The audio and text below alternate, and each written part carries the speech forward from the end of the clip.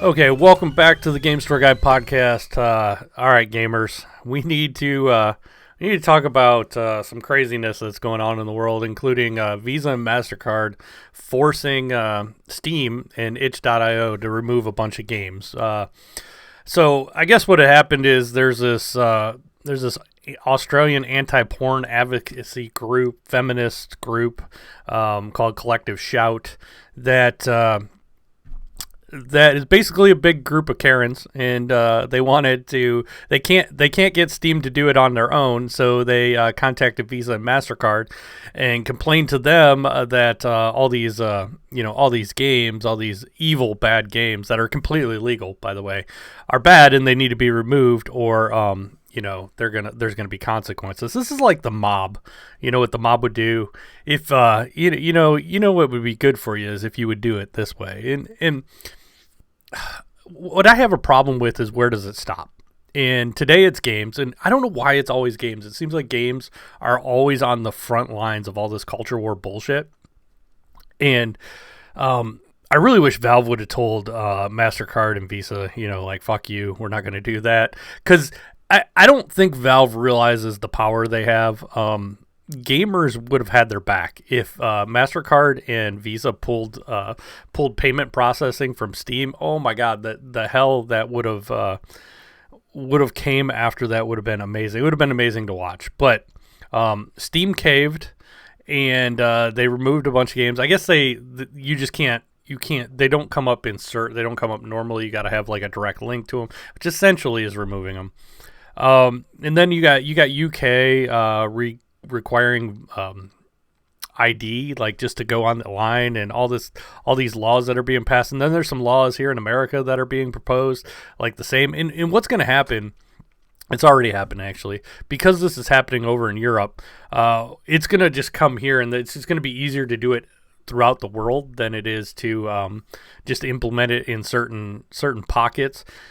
The internet as we know it is done. It's never going to be the same, and it's sad because they do it under the guise of, we need to protect the children from porn, and it's ironic because I'm old enough to remember when the Republicans did this years ago. First it was music. We had to, we can't have kids listen to this evil music. Then it turned to video games. I think it was even pinball before video games, and it was usually coming from the left. Now it's coming from the right, and it's kind of scary. No matter who it comes from, it's actually coming from both sides if you think about it, because some of the proposed bills are, like, they say it's bipartisan, but to be honest, in my opinion, it's mainly, this time it's coming from the right, but they're using the left's fear of protecting children as a way to get what they really want. And I don't know whether you're on the left or right. If you are okay with censorship, you're not on the right side of history. The censors are never the good guys.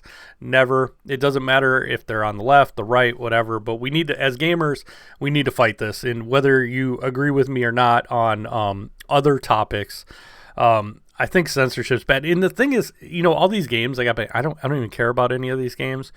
But if they're legal, they have the right to be out there, and people have the right to buy them. And what's next? Like, you're not allowed to listen to a naughty song, or you're not allowed to watch a naughty movie. And I don't like that I have to give out. And I already can hear the arguments against it. Well, if you got nothing to hide, yeah, it's not that. This is a Trojan horse, and they're using this as a way to lock down the internet. And it's going to be your access to not only video games to protect the kids, it's going to be all kinds of information. You're not going to get any free information that could be useful in the future, whether it's political, medical, whatever. Information is going to be locked down, and I don't like the way this is going. This truly is a slippery slope, and I mean, what's next? They're going to tell you what you can and can't buy. And it's not just video. It doesn't stop at video games. You're completely naive if you think it stops at video games and it's to protect kids. It's not. And over in Europe, they got a bunch of signatures, like, right away to combat some of these laws that have been passed.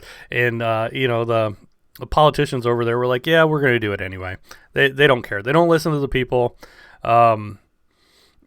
They they don't. You know who else doesn't listen to people is all these video game companies. They just don't get it. And I know this is a weird transition, but I'm going to go into Nintendo Switch and all the games. They just recently had a Nintendo Direct, and they announced a bunch of third-party games, and every single one, I think every single one of them was a key card. And if you don't know, key cards, they're better than codes in a box, so they're better than 100% digital, but they still suck because all they are is you at least own the key. The key is on that cartridge. There's no data for the game on the cartridge, but at least you can sell that key, and it has a little bit of value until the servers go down, in a decade from now, and then you can't re-download that game. Then it's just a useless piece of plastic. They don't want us owning anything. They don't want us knowing anything. They don't want us being able to purchase what we want to purchase. And it's frustrating because these game companies don't get it. I was watching the comments on the Nintendo Direct, and everybody's like, no key card. If this is a key card, no purchase. Key card equals no purchase. And I agree because to be honest, like, what's the point? Because it's not like something you can collect because years from now it's going to be useless. Whereas if the game's actually on the cartridge, it has value down the road. And I recommend you guys go there's this website called Does It Play? Just look it up. Does it play? You can look by platform, and it will tell you if the game is on the disc or if it can be played. Like, for example, Wu-Chang Fallen Feathers just came out. Offline play, yes. Download required, no. The full game is on that disc for PS5. So certain games, they are complete. Sure, some of them still have a day one patch, and there are probably some performance issues. Like, if you get the one that's on the disc, it might be a little glitchy, but it's at least playable from start to finish. That's what this website does. It tells you which ones are on the disc, on the cartridge. They're not key cards, or they're not keyed CDs. Game like Indiana Jones, for example, on both systems has less data than an NES cartridge. It just basically tells it where to download. It's the essential the same thing as a key card for the Switch. And I recommend going there. And for me personally, sure, I'm still going to buy like some games digitally. I'm still going to buy them that way, but they're not going to go into my collection permanently unless they're complete games that I can play. If I can bust it out, even though I'll probably be dead. If I can bust it out, 30 years from now and it still works, that's the type of stuff that I want to collect. And that's what I'm seeing as a game store owner. I'm seeing majority of the Switch owners seem like they're let down because all these third parties are going key card. And I know the key cards I know the cartridges cost more money for these companies to produce, but just pass the costs along. Give consumers, especially Switch consumers, the option to buy the game on the cartridge, and they will. Like, if you're charging like $15 more for the physical version, I think gamers will pay for it. I think the collectors will pay for it. You don't have to make huge runs of them, but give gamers the option to buy that game physically. And I don't think key cards, and I'm seeing most people don't even consider the key card. When they see key card, they just like, I don't want it. I think there's so many Switch 1 games, too, that are completely on the cartridge that they'll just keep collecting Switch. The Nintendo titles are selling fantastic for the Switch, too. Mario Kart and Donkey Kong, which, yes, they're both good games. But the interesting one is Mario Kart is like towards the top of the top 10 of sales, and that's physical only. Nintendo doesn't report digital sales, and most of the Mario Kart sales are digital because they came with the system. So a lot of people, myself included, picked up the $450 version of the Switch 2 and paid $80 for the Switch 2 version of Mario Kart just to have the physical game on the cartridge. And I'm seeing that more and more often. Just people are just, if it's a key card or if it's code in the box, they'd rather just have it digitally. And I'm sure that's what some companies would prefer, but I think you would get more sales if you offered it digitally at a slightly higher price. So anyway, I feel like I'm just ranting and raving about digital and our all digital future where it's required ID and you gotta show them your how long till they require like a blood test, ID, you gotta pee in a cup before you go on the internet. It's getting ridiculous. I think here in America we need to fight it. And I'm hoping gamers rise to the occasion because this stuff's getting out of hand. But anyway. Some good news. Now that I'm a couple weeks out from Southeast Game Exchange, man, that was fun. I really enjoyed Southeast Game Exchange, as you could tell from my last podcast. But some of the fallout from Southeast Game Exchange, I've been printing a lot of 3D prints because I sold a lot of 3D prints. But I got a call 2 days ago. Yeah, 2 days ago from one of the guys from Chase After the Right Price, who, if you listen to my last podcast, if you didn't, I'll just fill you in. They actually, I let them use part of my booth to store some of their stuff. I was able to talk to them quite a bit. I enjoyed talking to Chase and all of them, to be honest. I was actually impressed with all of them, how hard they work. And they called me and they placed a very sizable order of 3D prints from me that they're going to be selling on their whatnot. And sure, I did. I gave them a wholesale deal, and I'm going to be taking them to them. They're only about like 2.5 hours from me, so I'm going to be delivering them to them. So I'm going to get to see the Chase After the Right Price barn where they do all their shows and whatnots and whatever. There's a chance I might be on their resellers podcast, so look for that. Hopefully they get me on there when I come up there. It depends if it works out on the day I'm going to come up there and deliver the stuff. But super nice guys. They just did a big order. Hopefully more down the road. I like working with them. They're really nice. So anyway, that's the update on 3D printing. It's almost like having a convention when I'm not having a convention. I like kind of the guaranteed sales. But I'm really looking forward to going up and checking out their setup and seeing how they operate, which is it'll be kind of a unique perspective. I might film a little bit if they're okay with me filming a little bit. But I'm looking forward to that. But as I'm recording this, I just noticed that MasterCard made a statement clarifying recent headlines on gaming content. It says MasterCard has not evaluated any game or required any restrictions of any activity on game creator sites and platforms, contrary to media reports and allegations. Our payment network follows standards based on the rule of law.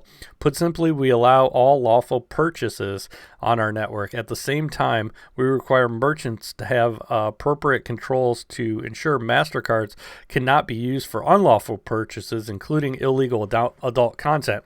So there was context added to this link, so it got fact-checked. It says both Steam and Itch had stated the removal of their adult content came from pressure from payment processors, including MasterCard. So somebody's lying here. So MasterCard is trying to say that they didn't put pressure on them. Steam is saying they did. I tend to believe Steam on this. I don't know. I don't believe MasterCard at all. And if MasterCard did, or hopefully it did, and if Steam just caved to these Karens complaining about it, then that's a whole nother story. And then blaming it on MasterCard.